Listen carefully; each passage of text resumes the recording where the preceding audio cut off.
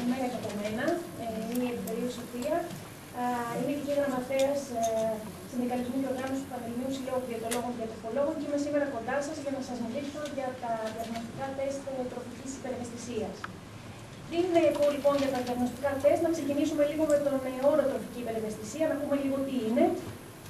Πρόκειται για ανεκτήμητες αντιδράσεις απέναντι σε τροφές και διακρίνονται τόσο σε τοξικές που έχουν τοξικές παραμέτρους, όπως είναι η τροφική δηλητηρίαση, σε μη τοξικές και σε ψυχολογικές.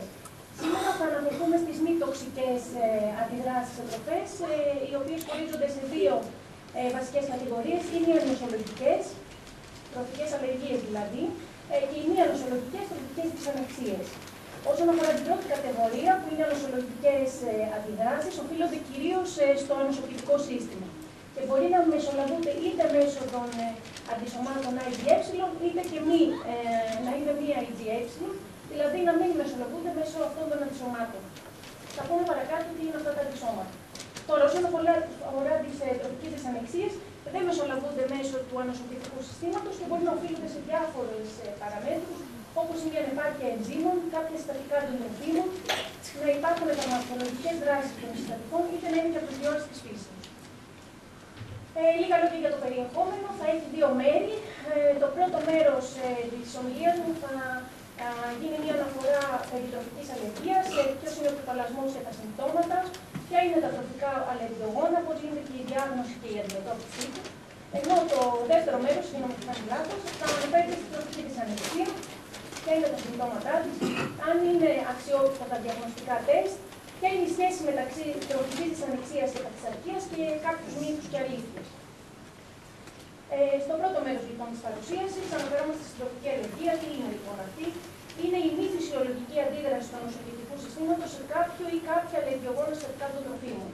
Αυτά τα συστατικά, στα οποία οφείλεται η τροφική αλλεργία, είναι συνήθως συγκεκριμένες πρωτεΐνες, οι οποίες υπάρχουν μέσα στο τρόφιμο. Το ανοσοποιητικό σύστημα λοιπόν, στις τροφικές αλλεργίες, που είπαμε ότι είναι δράσεις οι οποίες οφείλονται στο ανοσοποιητικό μας σύστημα, παράγει αντισώματα έναντι συγκεκριμένων πρωτεϊνών, αυτών των αλλεργιογόνων που λέμε. Έτσι, οι τροφικές αλλεργίες είναι συνήθως αντιδράσεις του οργανισμού που οφείλονται στο ανοσοποιητικό σύστημα και κυρίως στην έκρηση των ανοσοστερινών IgE.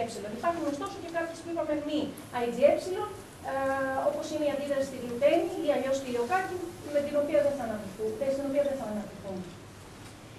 Πάντα οι αλλεργικές αντιδράσεις είναι άμεσες, από ήπια έως πολύ σοβαρή για τη ζωή, όπως είναι το αναφυλακτικό σοκ, και ένα αλλεργικό προς μία τροφή άτομο θα παρουσιάσει αντίδραση ακόμα και σε πολύ ελάχιστη λήψη του αλλεργιογόνου, δηλαδή του τροφίμου το οποίο περιέχει αυτή την ουσία μέσα.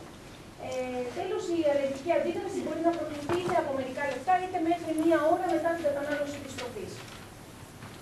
Ποιος είναι τώρα ο επιπαλασμός της τροφικής αλλεργίας? Φαίνεται ότι στα παιδιά μικρότερα των 3 ετών υπάρχει ένας επιπολασμός 6 με 8%, δηλαδή στα 100 παιδιά 6 με 8 θα παρουσιάσουν τροφική αλλεργία, ενώ για τους ενήλικες το ποσοστό είναι από 3 έως 4, δηλαδή στους 100 ενήλικες η συχνότητα εμφάνισης τροφικής αλλεργίας είναι με 3 με 4. Ωστόσο, ένας στους 3 ανθρώπους πιστεύει ότι έχει τροφική αλλεργία με αποτέλεσμα να τροποποιεί τη διαιτά του. Αυτό σημαίνει ότι ένα 33% των ανθρώπων πιστεύουν ότι έχουν αλλεργία. Δεν πάσχουν όμως από τροφική αλλεργία 33%, είπαμε είναι μόνο 3 με 4%. Τώρα, η τροφική αλλεργία είναι κληρονομική ασθένεια. Στην ουσία φαίνεται ότι τα άτομα με 2 αλλεργικούς γονείς έχουν μεγαλύτερη πιθανότητα να εμφανίσουν τροφική αλλεργία σε σύγκριση με άτομα με μόνο 1 αλλεργικό γονέα. Ποια είναι τα συμπτώματα της τροφικής αλλεργίας? Είναι πάρα πολλά. Μπορεί να είναι αποκλεισμός και ερυθρότητα, αίσθηση θερμότητας στο δέρμα και αγκαιοείδημα, μέχρι και το αναφυλακτικό σοκ, που όπως είπαμε είναι και επικίνδυνο για την υγεία του ατόμου το οποίο θα το εμφανίσει. Ποια είναι τώρα τα βασικά τροφικά αλλεργιογόνα? Τα συχνότερα τροφικά αλλεργιογόνα βρίσκονται στο γάλα, το αυγό, τα θαλασσινά και τα ψάρια, κάποια σιτηρά και βυσσόλια και τα φιστίκια. Η αλλεργία, ωστόσο, μπορεί να εμφανιστεί σε όλα τα τρόφιμα που περιέχουν μέσα τους πρωτεΐνες, όπως είναι το κρέας, τα σιτηρά και τα λαχανικά. Ενώ η άποψη ότι συγκεκριμένος συνδυασμός τροφίμων προκαλεί αλλεργία δεν ευσταθεί, εκτός αν πράγματι μας αλλεργηθεί σε μια από τροφές. Πολλοί λένε δεν κάνω να φάω ψάρι με τυρί, ωστόσο δεν ισχύει ότι ο συνδυασμός αυτός μπορεί να μας προκαλέσει κάποια αλλεργική αντίδραση, εκτός και αν είμαστε πράγματι αλλεργικοί σε ένα από αυτά τα δύο τρόφιμα.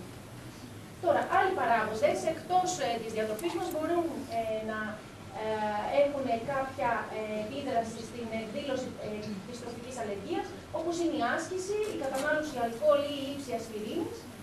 Και αυτό σημαίνει ότι αυτοί οι παράγοντες μπορεί να ευαισθητοποιήσουν το άτομο περαιτέρω. Για παράδειγμα, η κατανάλωση αλκοόλ, το αλκοόλ δηλαδή αυξάνει λίγο τη διαπερατότητα του εταιρικού τυχώματος, με αποτέλεσμα να μπορέσει να περάσει κάποια πρωτεΐνη μέσα στον οργανισμό μας. Πώς γίνεται τώρα η διάγνωση της τροφικής αλλεργίας? Η διάγνωση της τροφικής αλλεργίας από τον γιατρό γίνεται πάντα, καταρχήν μάλλον ξεκινάμε με αποκλεισμό ότι πρόκειται περί τροφικής δυσανεξίας. Δηλαδή ο γιατρός καταρχήν πρέπει να αποκλείσει ότι ο άνθρωπος, ο ασθενής που του πήγε στο ιατρείο και του είπε ότι έχω κάποια αλλεργική αντίδραση, δεν είναι τροφική δυσανεξία στην οποία οφείλεται αυτή η αντίδραση. Παίρνει λοιπόν ένα πολύ αναλυτικό ιατρικό ιστορικό για να καταλάβει ποιο είναι αυτό το τρόφιμο το οποίο εμφάνισε αυτή την αντίδραση ο οργανισμός του ανθρώπου και πιθανότατα να δώσει στον ασθενή να καταγράψει τι τρώει, να κάνει δηλαδή μια καταγραφή, ημερολογείο καταγραφής τροφίμων που λέμε, στο οποίο θα γράφει όλα τα τρόφιμα τα οποία τρώει, αλλά και ποιες είναι οι αντιδράσεις σε αυτά τα τρόφιμα. Έτσι μπορούμε να δούμε ποιο είναι αυτό το τρόφιμο τελικά το οποίο τον ευαισθητοποίησε.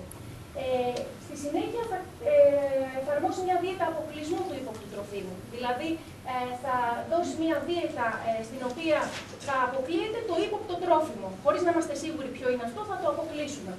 Για να δούμε αν τελικά είναι αυτό το τρόφιμο το οποίο τον ευαισθητοποίησε. Φυσικά θα πρέπει σε αυτή την περίπτωση να δώσει εναλλακτικές πηγές θετικών συστατικών για το τρόφιμο το οποίο αποκλείουμε. Δηλαδή, αν για παράδειγμα αποκλείσει το αυγό, γιατί ο ασθενής υποπτεύεται σε συνεργασία με τον γιατρό ότι το αυγό είναι το πρόβλημα, τότε θα πρέπει να πάρει αυτός ο ασθενής κάποια εναλλακτική πηγή πρωτεΐνης, σιδήρου κλπ. Επικουρικά στην διάγνωση τροφικής αλλεργίας χρησιμοποιούνται οι ενδοεπιδερμικές δοκιμασίες μυγμού, αυτά τα τσιμπηματάκια που έχουμε ακούσει πιθανότατα όλοι, που γίνονται στο δέρμα, και οι δοκιμασίες αίματος. Ενώ πρότυπη μέθοδος διάγνωσης των τροφικών αλλεργιών είναι η διπλά πυκνή τεχνητή πρόκληση. Τι σημαίνει αυτό?